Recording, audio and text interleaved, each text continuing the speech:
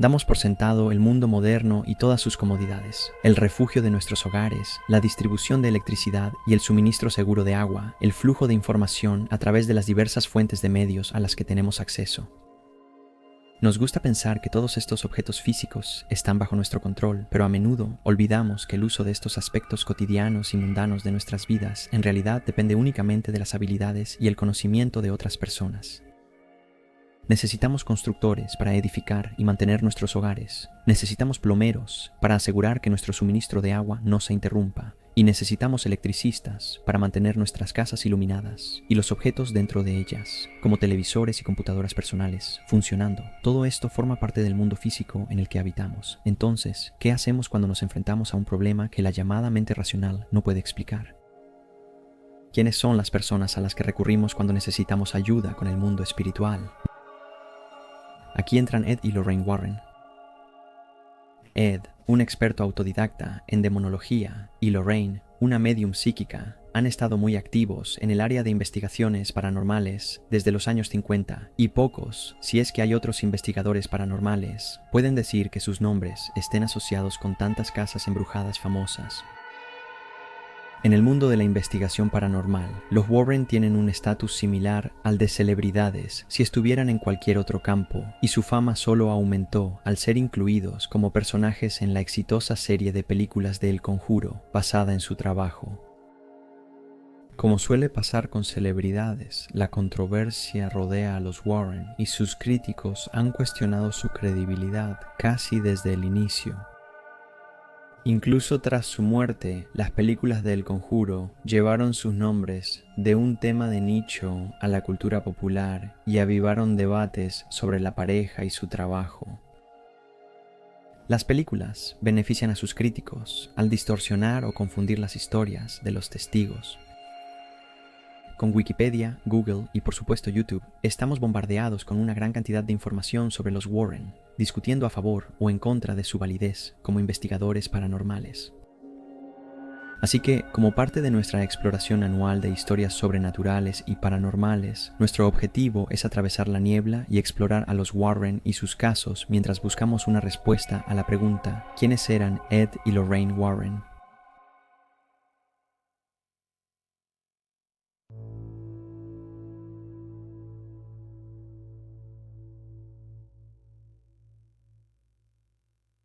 Fue en una película de James Cagney en 1943 donde los adolescentes Lorraine Moran y Edward Warren se conocieron por primera vez. Con Estados Unidos involucrado en la Segunda Guerra Mundial, no pasó mucho tiempo antes de que Ed fuera enviado a luchar en el ejército estadounidense, pero tan pronto como regresó en 1945, la pareja se casó y Ed rápidamente se inscribió en una clase de arte. Ed le contó a Lorraine sobre la casa embrujada donde creció y el interés de Sooner por el arte y lo paranormal se unió, ya que empezaron a visitar y pintar casas supuestamente embrujadas. Presentar las pinturas a los dueños solía darles un recorrido y empezaron a experimentar lo paranormal juntos por primera vez. Pronto, su interés por lo paranormal superó el pasatiempo y en 1952 fundaron la Sociedad de Nueva Inglaterra para la Investigación Psíquica. Siendo de fe católica romana, la pareja atribuía las apariciones a demonios en lugar de fantasmas, como es la opinión popular. Ellos creían que la falta de fe en Dios solo invita a que esas entidades habiten lugares o se adhieran a objetos, y como resultado de esto, Ed se consideraba a sí mismo un demonólogo autodidacta. Al comenzar sus carreras investigando lo paranormal, la pareja afirmaba tener una herramienta poderosa a su disposición, y esa era la habilidad psíquica innata de Lorraine. Ella tuvo experiencias clarividentes de niña y ahora usa ese poder en sus investigaciones.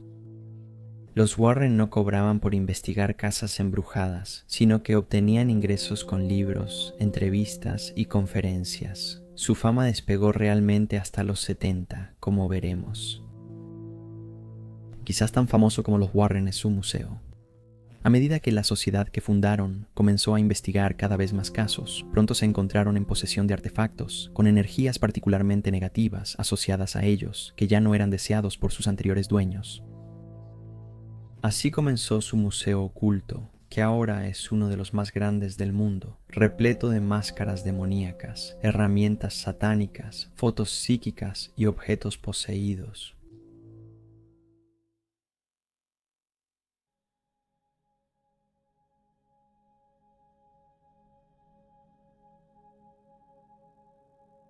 Sería imposible hablar de los Warren sin Annabelle. Los Warren y esta muñeca, que parece inocente, se han entrelazado en gran parte gracias al éxito de las películas de El Conjuro. Las películas derivadas de Annabelle se alejan más del caso real que las propias películas del Conjuro y se desvían hacia lo fantástico con una muñeca de aspecto más siniestro. Sin embargo, la verdadera Annabelle tiene un aspecto mucho más inocente y esto mismo ayuda a enfatizar la verdadera maldad de la muñeca si el caso es, como afirman los Warren, real. La historia comienza con un simple acto de bondad. En 1970, una estudiante de enfermería conocida solo como Donna recibe un regalo de su madre. Era una muñeca Raggedy Ann bonita y de aspecto inofensivo. En ese tiempo, Donna vivía con Angie y su prometido Lou. Al principio, la muñeca fue un misterio divertido para ellos. La muñeca solía caerse de la silla o la cama de Donna, o aparecía en una posición distinta a la que la dejaron. Nada preocupante, ambas cosas tenían explicación. Sin embargo, Lou parecía desconfiar más de la muñeca. Parecía notar algo extraño en esa muñeca, pero las chicas no le dieron importancia. Eso fue hasta que empezaron a aparecer notas extrañas en papel pergamino, algo inexplicable porque no tenían ese papel en casa. Las notas suplicaban ayuda, y lo que era igual de inquietante era que estaban escritas con lo que parecía ser la letra de un niño. Un día, Donna llegó a casa y vio a la muñeca en la cama, pero en sus manos tenía un extraño líquido rojo que parecía salir de dentro de la muñeca. Siendo enfermera, Donna no podía quitarse de la cabeza que el extraño líquido rojo se parecía inquietantemente a la sangre. Las chicas, asustadas, decidieron llamar a un médium para pedir ayuda. En una sesión espiritista, el médium dijo a las compañeras que la muñeca era el foco del espíritu de una niña de 7 años que murió en donde ahora están los apartamentos. La niña se llamaba Annabelle Higgins, así que la muñeca siempre fue conocida como Annabelle. Al saberlo, las chicas vieron la muñeca con compasión en vez de miedo y decidieron conservarla en el departamento, aunque los incidentes inquietantes aumentaban. Sin embargo, todo cambió una noche, cuando Annabelle, la muñeca, finalmente atacó. Lou, incómodo con la muñeca desde el inicio, ahora parecía ser el blanco de la ira de Annabelle. Una noche, Lou despertó, pero una fuerza invisible lo paralizó. Al mirar la habitación, se horrorizó al ver que Annabelle, la muñeca, se deslizaba por su pierna hasta sentarse en su pecho y movía las manos hacia su cuello para estrangularlo.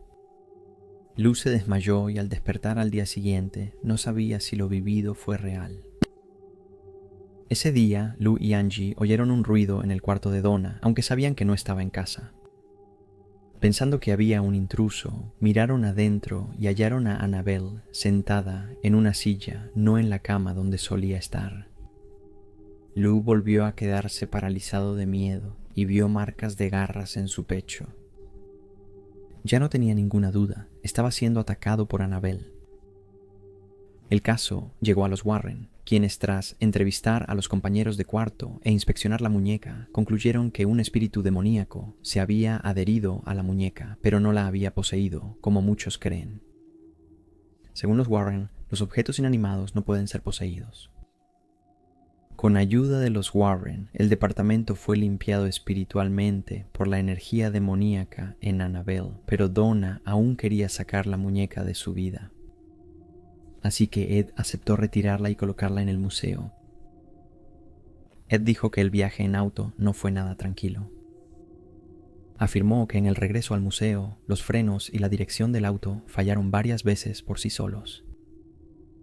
Esto lo llevó a rociar la muñeca con agua bendita para someter la fuerza unida a ella hasta regresar al museo. Pero Annabelle no terminó ahí. Los Warren informaron que al principio Annabelle estaba en una silla cerca del escritorio de Ed, pero en las semanas siguientes la muñeca se movía por la casa e incluso fue vista levitando.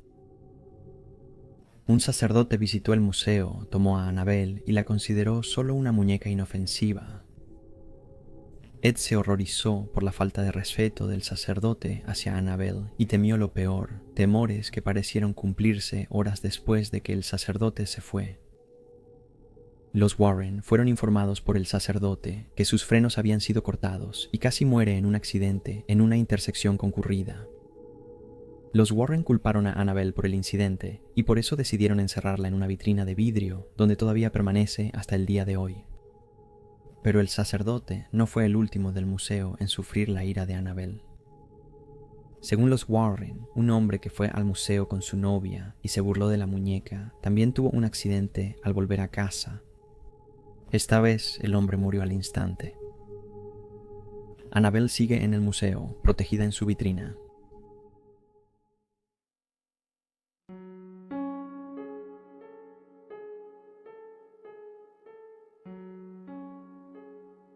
Dado el caso más ampliamente publicitado que llegaría más tarde en sus vidas, es interesante que las audiencias modernas de cine fueran presentadas a los Warren en la primera película de El Conjuro a través de la lente de este caso comparativamente modesto. La historia de El Conjuro se inspira en la supuesta casa embrujada de la familia Perron en los años 70.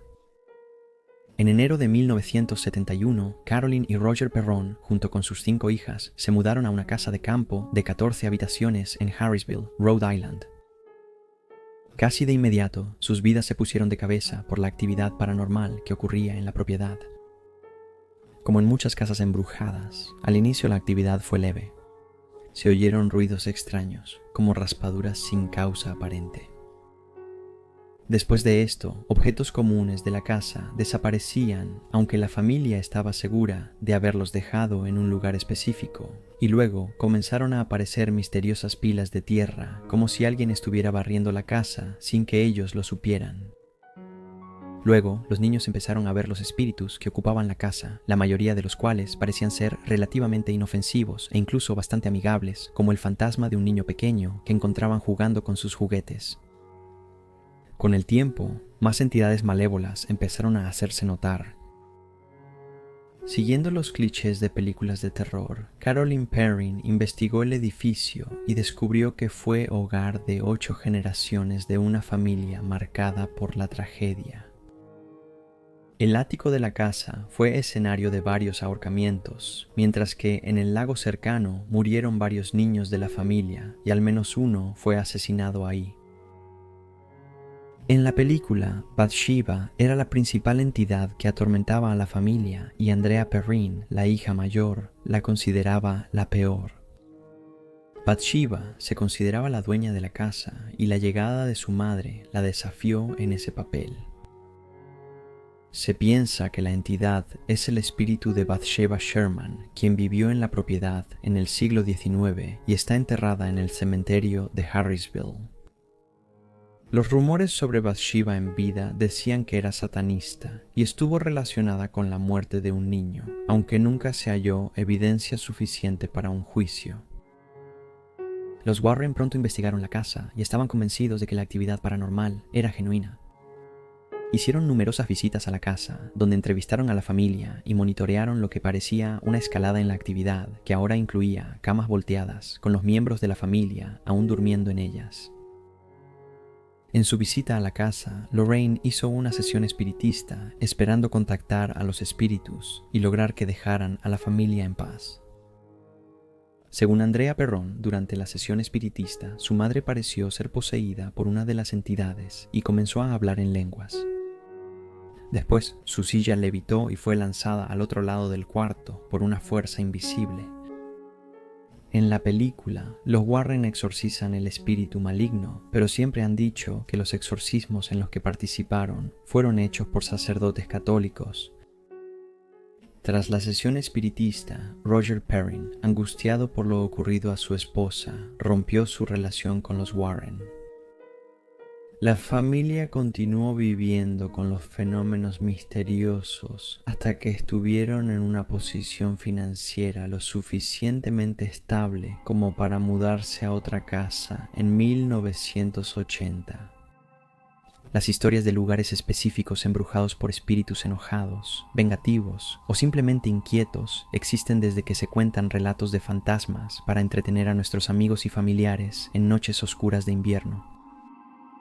Sin embargo, pocos de estos embrujamientos han fascinado e inspirado tanto debate sobre su autenticidad entre el público, como el embrujamiento de Amityville, donde los Warren estuvieron en el centro del debate.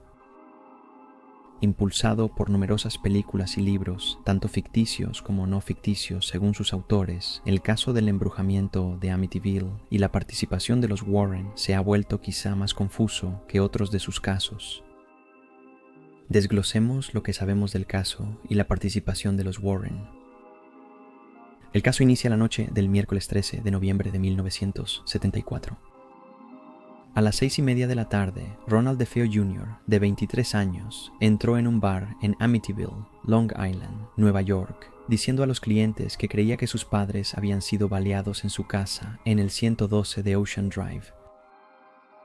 La policía fue llamada y al entrar a la casa descubrieron una masacre.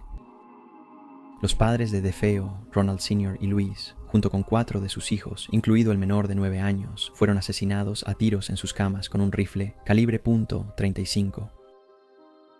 Al principio, la policía pensó que los asesinatos eran un ajuste de cuentas de la mafia y protegió a Ronald DeFeo Jr., pero durante el interrogatorio sospecharon que él sabía más de lo que decía. Tras varios interrogatorios, Ronald DeFeo Jr. confesó que mató a su familia y que, una vez que empezó, no pudo parar. En el juicio intentó declararse insano, diciendo que voces en su cabeza lo impulsaron, pero como ocultó pruebas clave, se determinó que era consciente de sus actos y recibió 6 cadenas perpetuas concurrentes. Aún es un misterio cómo todas las víctimas fueron halladas dormidas en sus camas, aparentemente sin notar los disparos en la casa. Esta trágica historia sentó el trasfondo para el controvertido caso que siguió. Después de los asesinatos, la casa permanecería vacía durante aproximadamente 13 meses hasta que fue comprada por Jorge y Kathy Lutz por $80,000, un precio significativamente reducido para una casa de ese tipo en la zona. Compraron la casa de sus sueños, pero se volvió una pesadilla. Tras 28 días, la familia huyó, aparentemente expulsada por una presencia maligna. Durante su breve estancia, la familia reportó olores extraños y baba verde saliendo de paredes y cerraduras. Mientras limpiaba la casa, un sacerdote recibió una bofetada física en la cara. Y como si la actividad similar a la de un poltergeist en la propiedad no fuera suficiente, Jorge Lutz y su hijo Daniel reportaron haber visto una criatura parecida a un cerdo con ojos rojos, mirándolos desde una de las ventanas del piso de arriba. El caso atrajo a periodistas, investigadores y a los Warren a la propiedad. Pero fue una de las experiencias más difíciles de sus carreras. No solo por la entidad que, según ellos, habitaba la casa, sino también por el estrés de ser acusados de estar involucrados en un elaborado engaño. De hecho, toda la historia de la casa embrujada de Amityville ha sido uno de los casos paranormales más debatidos de la historia, con críticos de la familia Lutz y de los Warren lanzando ataques mordaces contra su autenticidad. Se han escrito libros enteros que afirman desacreditar todo el asunto y ofrecen lo que sus autores consideran pruebas irrefutables de que fue un engaño, pero ninguno de los dos bandos del debate ha logrado convencer completamente al otro. Y aún hoy, los investigadores siguen discutiendo sobre lo que realmente sucedió durante ese mes en que los Lutz vivieron allí. Ed y Lorraine siempre creyeron que la casa tenía una entidad maligna hasta su muerte. En un video grabado en su museo en septiembre de 2014 y publicado en el canal de YouTube Domenico Artista, Lorraine afirmó: aunque me dieras $1,000 millones, no volvería a esa casa porque arruinó mi vida y la de mi esposo. Terrible, horrible lugar. Lorraine contó que al acercarse con su esposo a la propiedad en marzo de 1976 sintió que algo andaba mal. Ambos, los Warren, luego compartieron su inquietud durante las investigaciones. Dentro de la casa, Lorraine explicó que mientras subía las escaleras que llevaban a una de las habitaciones más activas de la casa, experimentó una sensación que describió como similar a tener una fuerza de agua presionando contra su pecho y sintió la necesidad de rezar por fuerza para poder continuar. Lorraine también dijo en el video para Domenico Artista que físicamente levitó cuando estaba dentro de la casa. Durante la investigación, los Warren llevaron con ellos a un fotógrafo que instaló una cámara infrarroja automática. Durante la investigación, la cámara captó una imagen que parecía mostrar el fantasma de un niño que muchos seguidores de los Warren creen podría ser uno de los niños asesinados en 1974. Los Warren concluyeron que los asesinatos de los DeFeo atrajeron la energía demoníaca al edificio y no que una entidad fuera responsable desde el inicio. Los asesinatos llenaron el edificio de energía oscura, atrayendo espíritus demoníacos que ya habitaban la casa cuando los Lutz se mudaron, provocando la actividad que los asustó y los hizo huir. Sea cual sea tu opinión sobre el caso, no puedes negar que hasta el final los Warren parecían convencidos de que el verdadero mal existía en la casa, al menos en ese momento, y eso les dejó una impresión significativa. También ayudó a catapultar su fama hacia el escenario internacional.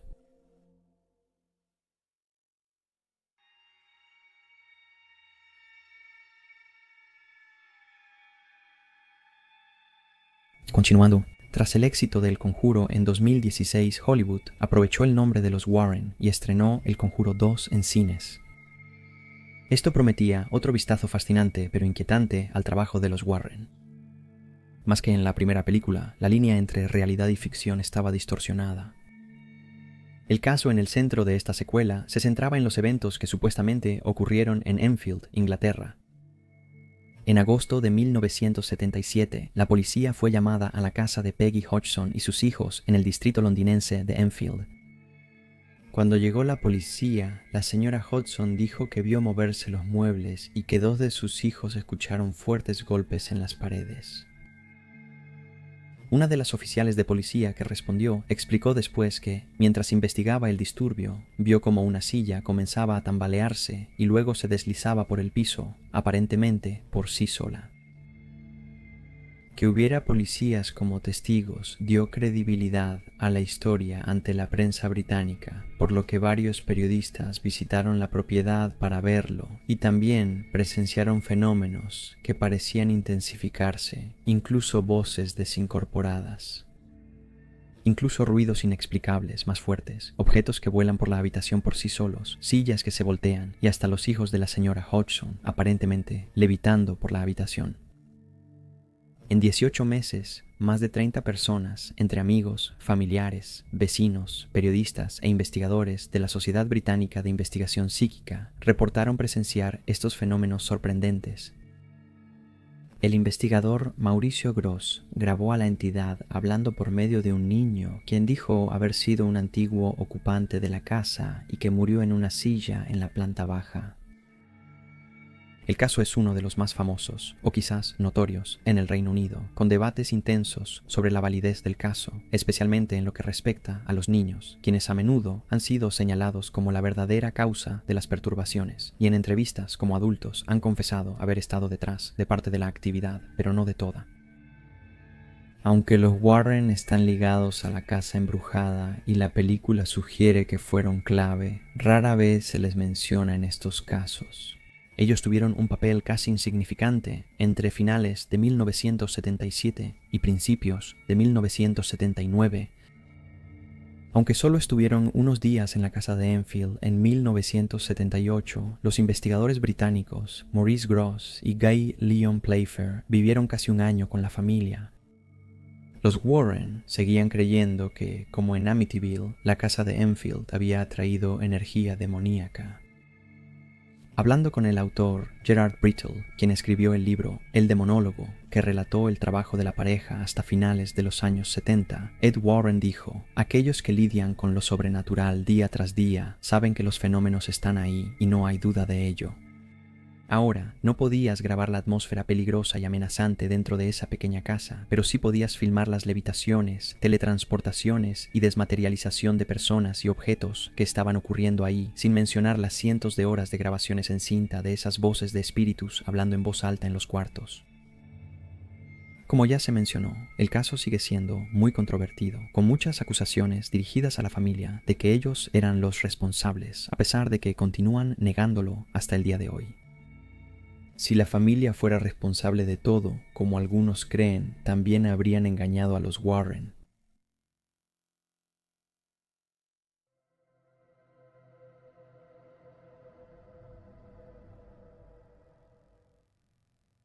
Como se ha repetido hasta ahora en este documental, los Warren siempre han tenido críticos que los han acusado de engañar deliberada o al menos involuntariamente a las personas que intentaban ayudar.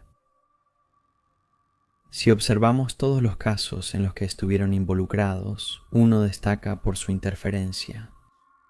Una cosa es decir que los espíritus demoníacos mueven objetos, pero otra muy distinta es que defiendan a un asesino.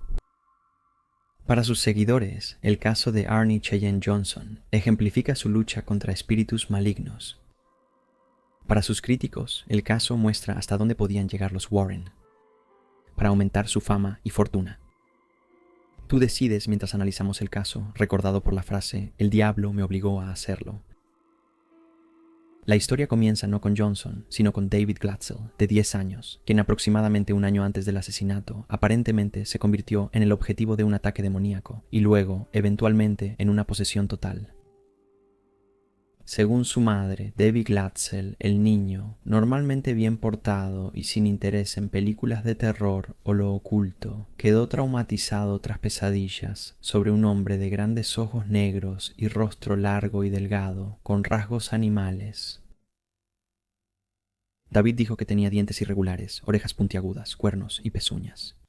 Las pesadillas nocturnas la perturbaban tanto que pidió a su prometido, Arnie Cheyenne Johnson, que se quedara con ella y David para tranquilizar al niño y ayudarlo a superarlas. En cambio, el terror solo aumentó. Pronto comenzaron a aparecer moretones y rasguños por todo el cuerpo de David mientras dormía, como si estuviera bajo algún tipo de ataque. Al mismo tiempo, la actividad paranormal en la casa parecía empezar a manifestarse, con ruidos inexplicables que perturbaban a la familia, y el espíritu de un anciano con barba blanca fue visto por David mientras estaba despierto. Pensando que ayudaría, Debbie recurrió a la Iglesia Católica Romana, y un sacerdote vino a bendecir la casa, pero esto enfureció a lo que sea que estuviera atacando a David, ya que los ataques se intensificaron. Después de intentar con la iglesia, Debbie entonces recurrió a los Warren en busca de ayuda, quienes llegaron para entrevistar al niño e investigar por sí mismos. Lorraine relató que, durante la reunión inicial, mientras Ed entrevistaba al niño, ella vio una figura negra y nebulosa junto a él, lo que confirmó que enfrentaban una entidad muy negativa. Con el tiempo, los ataques crecieron e incluyeron que David fuera estrangulado por manos invisibles, mientras Lorraine lo observaba. Mientras garabateaba, notó que el cuerpo del pequeño ya pertenecía a un demonio. David la miró y ella vio que él ya no estaba. Un demonio lo había sustituido. Los Warren hicieron campaña con la iglesia para que realizaran un exorcismo, el cual consideraron urgentemente necesario. Entrevistando a David mientras estaba bajo el control del demonio, Ed descubrió que en realidad había múltiples demonios poseyendo al niño, 43 de hecho, o al menos ese fue el número que dijeron identificarse ante él. Finalmente convencida, la iglesia envió a un grupo de sacerdotes para realizar una serie de exorcismos al niño. Estos exorcismos resultarían ser muy agitados, ya que los demonios parecían tomar represalias, haciendo que David arremetiera con una avalancha de lenguaje vil contra los Warren, los sacerdotes y su madre. Pero esto no fue nada comparado con lo que ocurrió después. Durante los exorcismos, el cuerpo de David levitó, sorprendiendo a los presentes, incluido Johnson.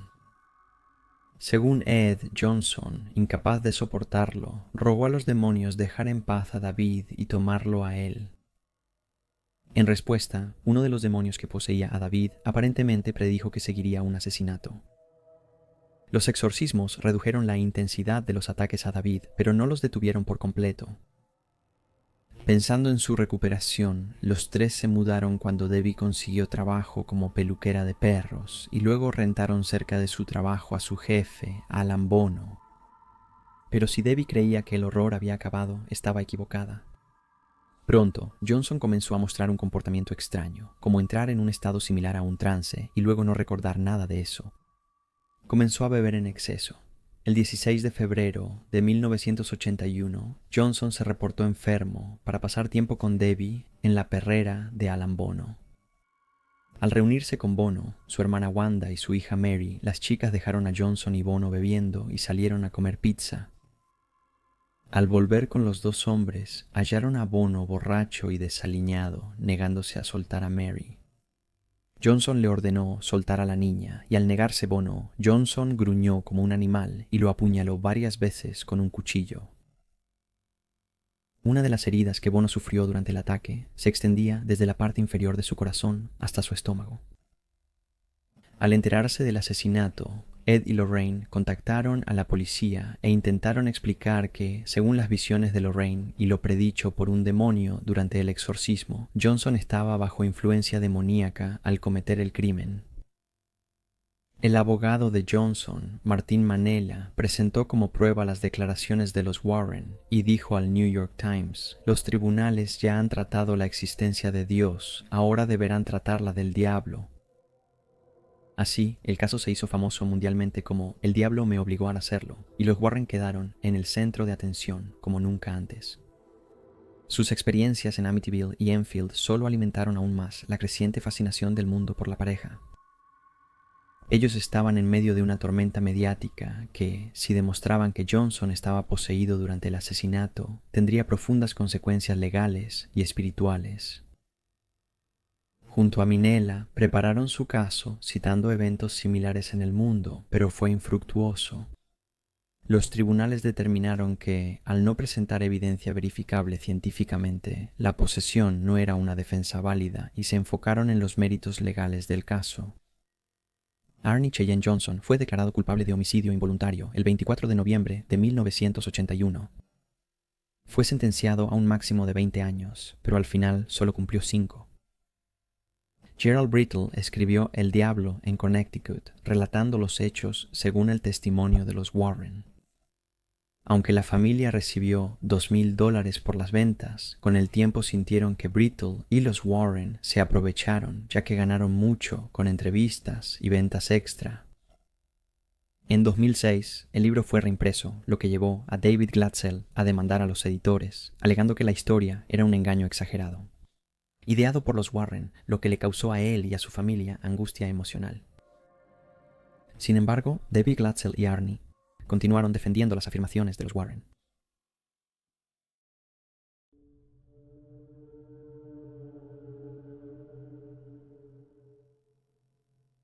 Pocos discutirían que las hazañas de los Warren, al menos como ellos las han contado, fueron menos que increíbles, pero para algunos parecían casi demasiado increíbles.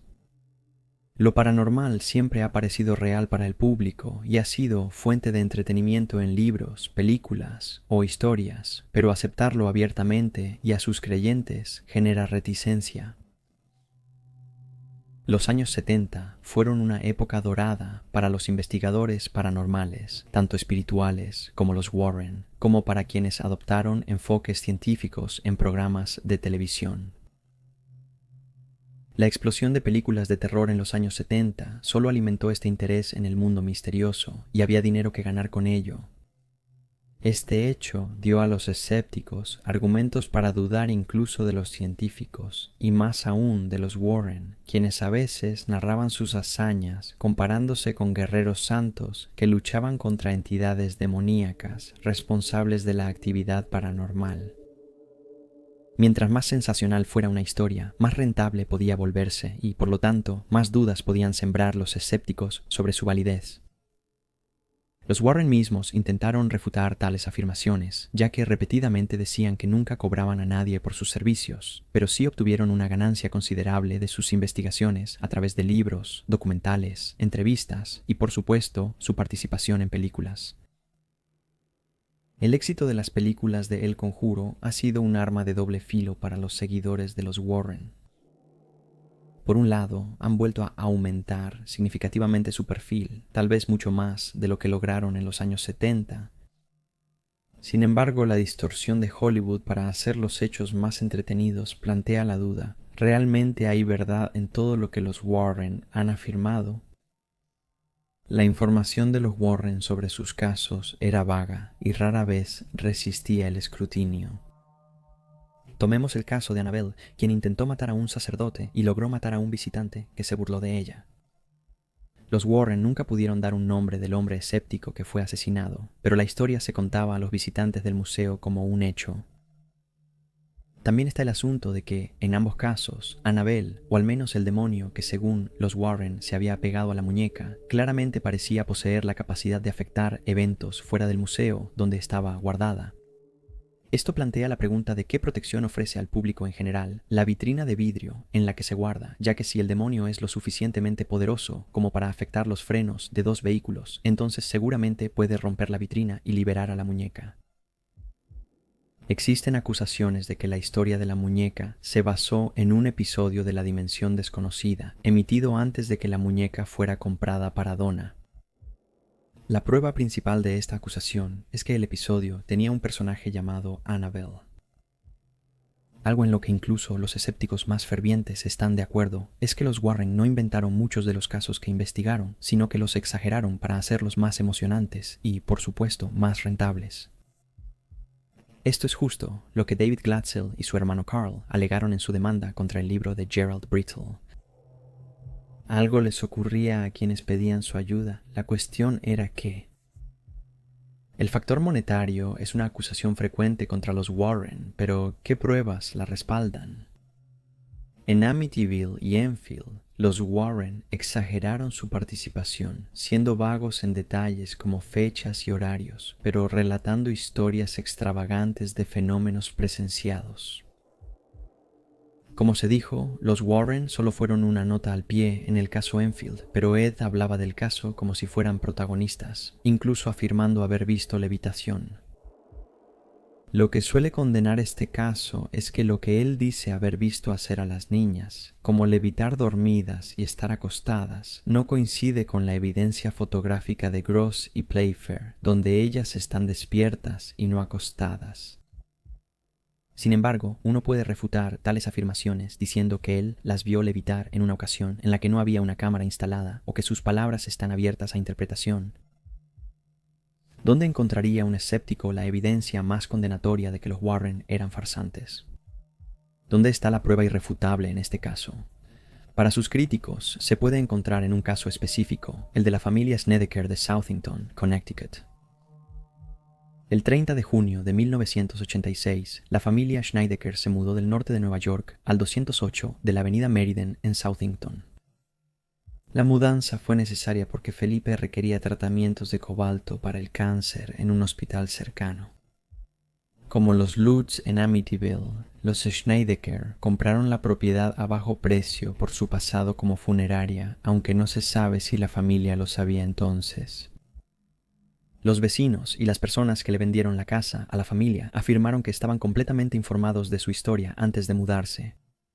Pero, según Cameron, la madre de la familia, no se enteraron hasta que se mudaron y descubrieron aparatos de funeraria en el sótano.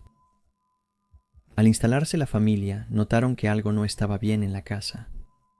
La familia comenzó a ver numerosas apariciones en la casa, junto con otros fenómenos aterradores, como en una ocasión en la que Cameron estaba trapeando el piso y el agua se volvió de un color rojo sangre, mientras también notaban un cambio en el comportamiento de su hijo mayor. Felipe se volvió enojado, cruel y violento, y tras un fuerte ataque a su primo, fue internado en un hospital psiquiátrico por 45 días. Después ocurrieron las agresiones. Cameron y su esposo reportaron agresiones sexuales de fuerzas invisibles, incluyendo que ambos fueron sodomizados en sus camas, sin poder defenderse. Eventualmente, la familia recurrió a los Warren en busca de ayuda, y ellos comenzaron una investigación que involucró a reporteros de noticias, y pronto la familia se encontró en el centro de un circo mediático. Los Warren concluyeron que fuerzas demoníacas se habían unido a la propiedad por actividades realizadas cuando el edificio era funeraria. Estas actividades incluían que los empleados de la funeraria practicaran la necrofilia, lo cual podría explicar las agresiones sexuales a los padres.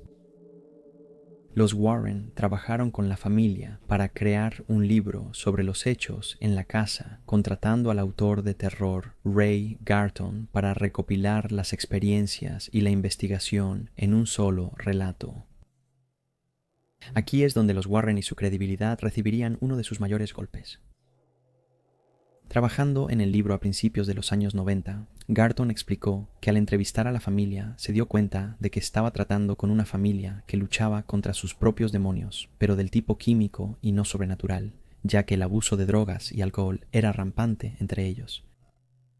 Garton diría después que se volvió muy frustrante tratar con ellos porque sus historias a menudo eran completamente inconsistentes, y esto, comprensiblemente, resultó ser un problema al escribir un libro supuestamente de no ficción.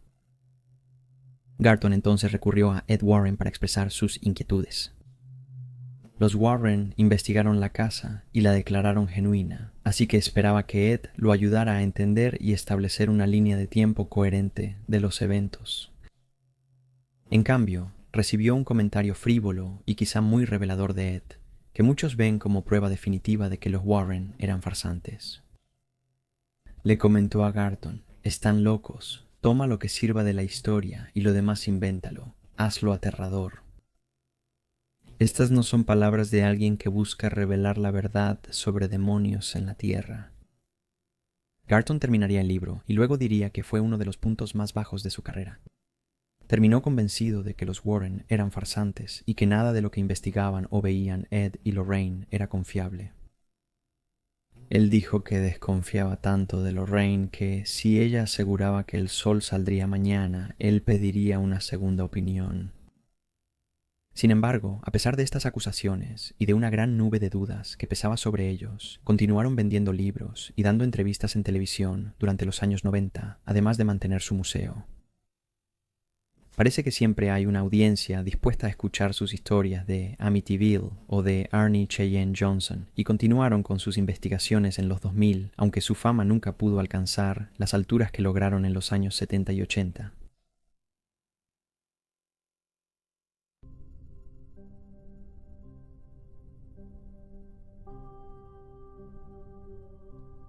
El 23 de abril de 2006, Ed Warren murió en Monroe, Connecticut.